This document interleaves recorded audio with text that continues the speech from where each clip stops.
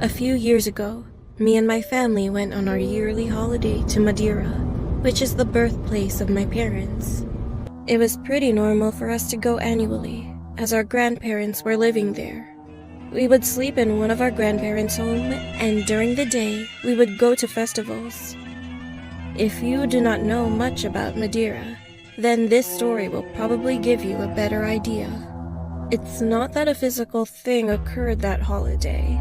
It was just this nightmare that became very real for me as a child. As I said before, I was staying at my grandparents' house while in Madeira. I had a room to myself on the upper floor. It was pretty creepy since my grandmother loved Victorian-style dolls. Once I was able to fall asleep, I had a creepy dream that I can't forget. I woke up, and from my bed, I could hear movement on the floor. I looked down to see that the floor was covered in black insects, just crawling around. I could not see the almond brown wood floorboards, and began to yell for help. Someone opened my door, and I saw my little brother come in, but behind him was a woman in a hideous purple dress. I never saw this woman before, but before my brother even came closer to me, I saw the woman force her hand into his back and tear out his heart. I remember screaming in the dream, and all the woman said was, "Your parents aren't here."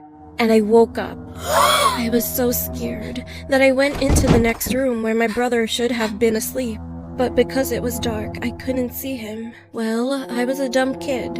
My anxiety level rose even higher. I ran out, went downstairs, and none of my parents were around. I started to panic more because of what that lady in my dreams said, and I started to cry even more. Then I heard my older brother call my name from up the stairs. The stairs I just ran down. I told him I had a bad dream, and he stayed in my room after showing me that my little brother was snoring away in his bed. The next morning, my brother told my parents how I behaved, so my mother asked me what happened. I told her about the dream with the lady in the hideous purple dress. My mother's face became serious, and she looked worried. I didn't know why, since that was unusual for her. About 2 years later, I was going through my parents' wedding album in our home in Madeira, while I was sorting out the top floor of the house with my younger brother. I noticed that one of the pictures was ripped in half. I thought it was unusual, so I began looking through to see where the other half was. It wasn't in the album. I brushed it off. About an hour later, I was going through one of the drawers in the living room cabinet. I saw this picture of a woman in a purple dress. She looked almost identical to the woman in my dream. It was the same dress. I began to get goosebumps, so I put the album on top of a table and opened it to the page with the teared-up picture. I began to shiver once the tear of both pictures fit perfectly well together. With worry, I began to ask my mother who was in the image.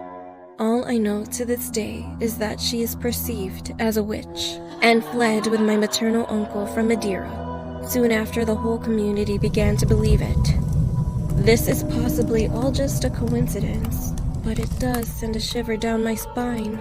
I've never met this woman, but she appeared in my dreams. I have no idea on whether or not I will forget the specific details of that dream, especially since I found out more about this woman, who is my aunt-in-law.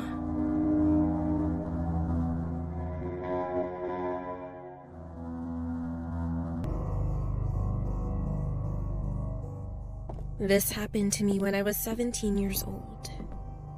I live in Canada, and this situation took place during a snowstorm at around 9 p.m.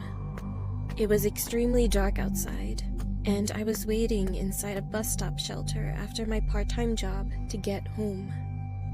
Although I live in a crowded city in Toronto, it was very quiet that night, and there were barely any cars on the road due to hazardous weather conditions. I was waiting all by myself for about 10 minutes until one man who looked like he was in his 50s entered the shelter.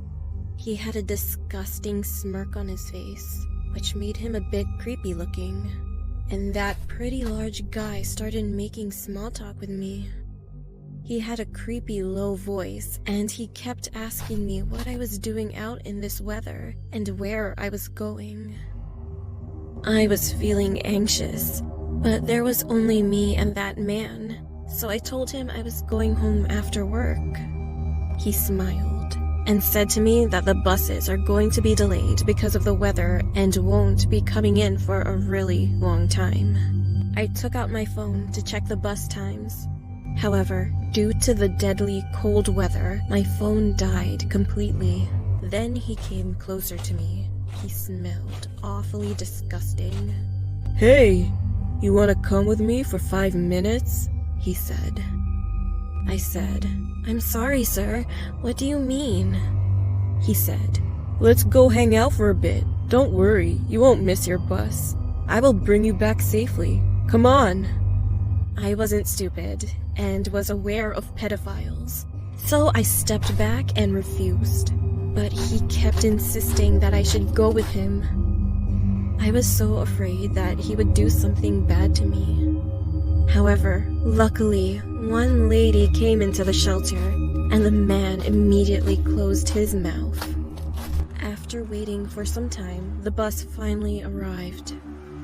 It was me, the lady, that creepy man, and 2 other people on the bus. He sat all the way at the back of the bus where he could watch me clearly, and I noticed that he kept staring and staring.